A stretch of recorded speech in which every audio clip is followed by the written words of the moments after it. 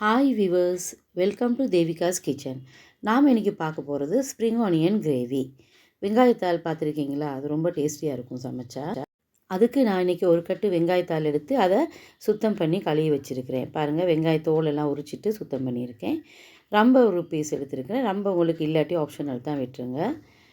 வெள்ளைப்பூடு ஒரு 2 பூண்டு எடுத்து உரித்து வச்சுருக்கேன். பச்சை மிளகாய் 4, 2 தக்காளி, ஒரு உருளைக்கிழங்கு, ஒரு பெரிய வெங்காயம், அதுவும் ஆப்ஷனல் தான். கருவாடு கழுவிட்டு பொரித்து வச்சுருக்கிறேன். இதுவும் ஆப்ஷனல் தான், உங்களுக்கு விருப்பம் இல்லாட்டி விட்டுருங்க. கருவேப்பிலை ஒரு கொஞ்சம். இதுக்கு மிளகாய் பொடி, மஞ்சள் பொடி தான் அதிகமாக தேவைப்படும். குழம்பு பொடி லேசாக சேர்த்துக்கலாம். வெங்காயத்தால் சீக்கிரமாக வெந்துறதுனால நான் உருளைக்கிழங்கு முதல்ல சின்னதாக கட் பண்ணி பாயில் பண்ணி எடுத்து வச்சுருவேன். உருளைக்கிழங்கு சேர்க்குறதுனால குழம்பும் கொஞ்சம் அதிகமாக கிடைக்கும். வெங்காயத்தால் நல்லா வதங்கி கொஞ்சம் ஆகிடும். அதனால் இதெல்லாம் சேர்த்து செஞ்சோம்னா நமக்கு கொஞ்சம் அதிகமாக குழம்பு கிடைக்கும்.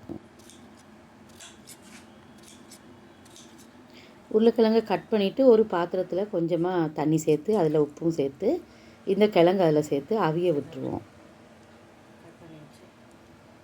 அது அவியிற நேரத்தில் மற்றதெல்லாம் நம்ம கட் பண்ணி எடுத்துக்கலாம்.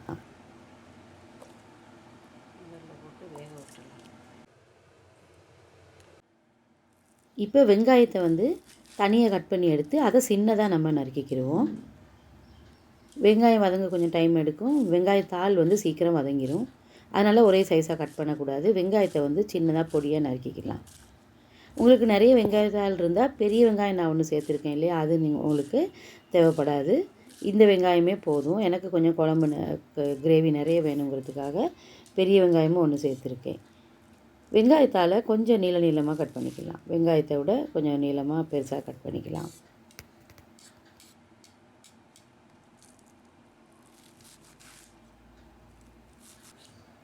நம்ம தக்காளியையும் பொடியாக நறுக்கிக்கிடுவோம்.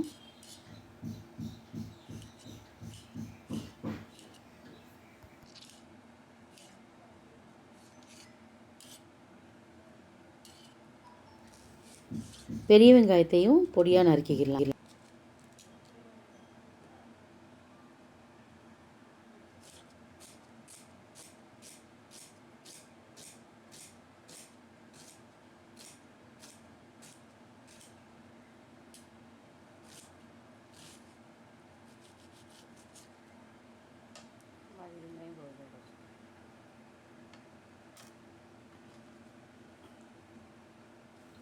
பச்சை மிளகாயை நீளமாக கட் பண்ணிக்கலாம்.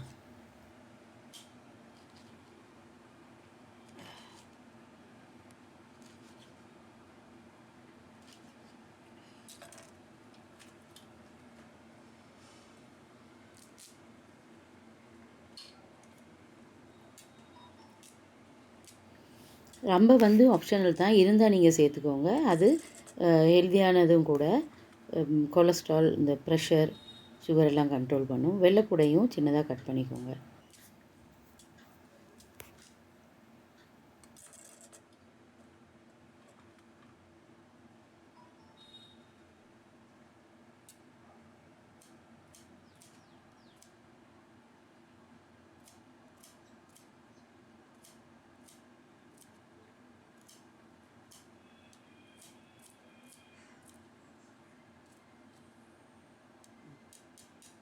மட்டும் ஒரு ஃபோட்டோ மாதிரி கூட ஊற்றி நல்லா இருந்தால் அப்படி இல்லாட்டி ஃபோட்டோ எப்படி இருக்கும் பாரு.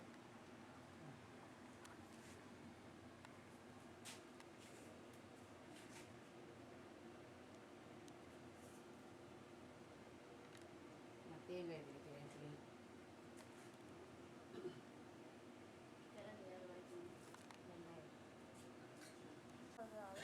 இப்போ ஒரு பாத்திரத்தை அடுப்பில் வச்சு அதில் எண்ணெய் சேர்த்துக்கோங்க. எண்ணெய் காஞ்சதும் கருவாடை நான் பொரிச்சிக்கிறேன்.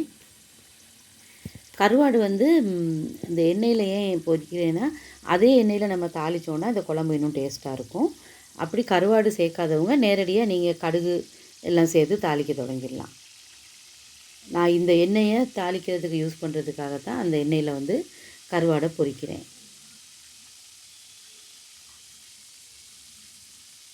நல்லா தண்ணியில் ஊற வச்சு கருவாடை கழுவிட்டு சுத்தம் பண்ணி எடுத்து வச்சுட்டு அப்புறமா பொரிக்கணும், இல்லைன்னா அதில் மணல் இருக்கும். கருவாடு இல்லாமலும் இந்த குழம்பு செஞ்சால் டேஸ்ட்டாக தான் இருக்கும். அதனால் சாப்பிடாதவங்க அதை தவிர்த்துக்கோங்க கருவாடை.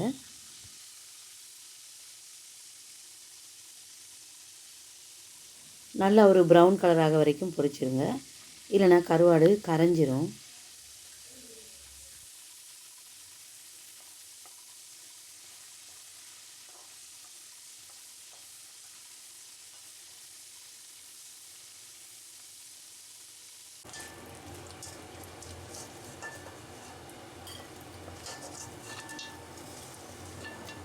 இப்போ இந்த பொரிஞ்ச கருவாடெல்லாம் எடுத்துட்டு அதே பாத்திரத்தில் கடுகு சேர்த்துக்கிறேன். அதே எண்ணெயில் அந்த கடுகு சேர்த்துக்கிறேன். அதோட வெந்தயம் சேர்த்துக்கிறேன்.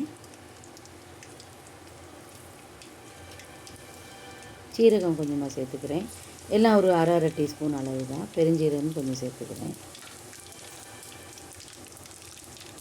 இப்போ அரிஞ்சு வச்சுருக்கிற வெங்காயம், வெள்ளைப்பூடு இதெல்லாம் சேர்த்து நல்லா வதக்கிட வேண்டியதுதான்.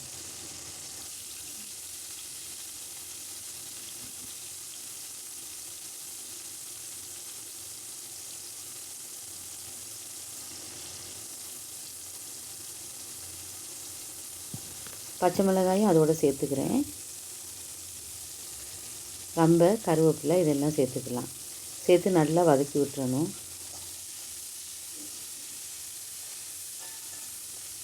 உப்பு வந்து அந்த எண்ணெயிலே இருக்கும், கருவாடு பொரிச்சோம் இல்லையா, உப்பு பத்தாட்டி நம்ம பிறகு உப்பு சேர்த்துக்கலாம்.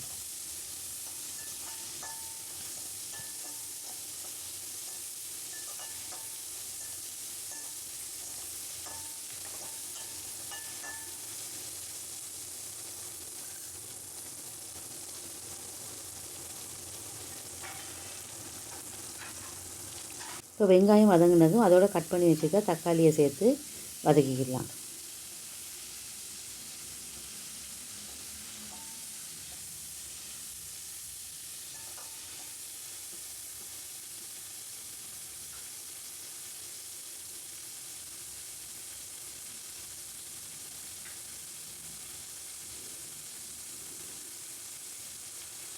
இப்போ அதுக்கு தேவையான அளவு உப்பை சேர்த்துக்கிறேன். உப்பு சேர்த்து நல்லா கிளறி விட்டுக்கிடலாம். கிளறி நல்லா வதங்க விடணும்.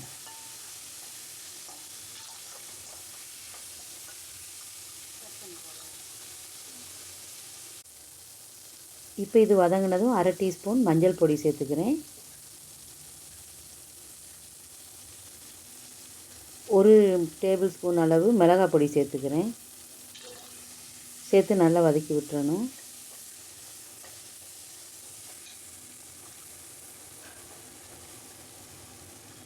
இப்போ அதோடு அவிச்சு வச்சுருக்க உருளைக்கிழங்க சேர்த்துக்கிறேன்.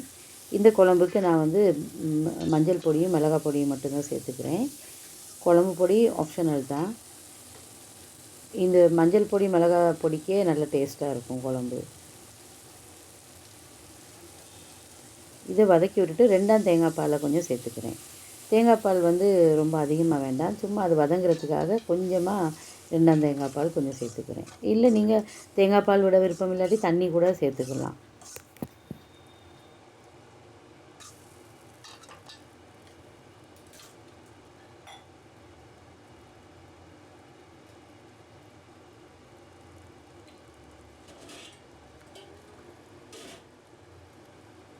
நான் வந்து ஃபுல்லாக தேங்காய் பால் சேர்க்கல, கொஞ்சம் தண்ணியும் சேர்த்துக்கிறேன்.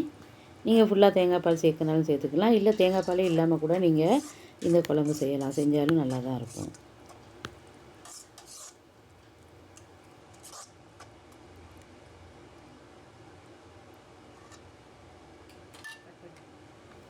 இந்த ஸ்டேஜில் கருவாடை சேர்த்துக்கலாம்.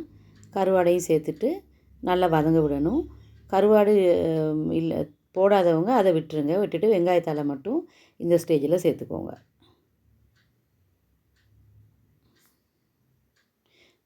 சேர்த்துட்டு நல்லா கிளறி விடணும். எல்லா மசாலையும் இதுலேயும் பிடிக்கிற மாதிரி நல்லா கிளறி விடுங்க.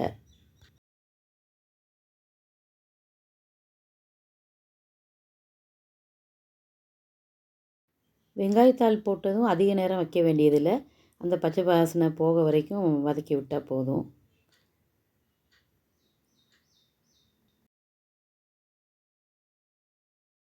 இப்போ வெங்காயத்தாள் 3/4 பாகம் வெந்தோடனே அதோட கட்டி தேங்காய் பால் கொஞ்சமாக சேர்த்துக்கிறேன். எதுவுமே அதிகமாக வேண்டாம். குழம்பு இதை வைக்காமல் கொஞ்சம் திக்கான கிரேவி மாதிரி வைக்க தான். அப்படி வச்சா நல்லாயிருக்கும் இந்த குழம்பு. அதனால் கொஞ்சமாக முதலாம் பால் சேர்த்துக்கிறேன்.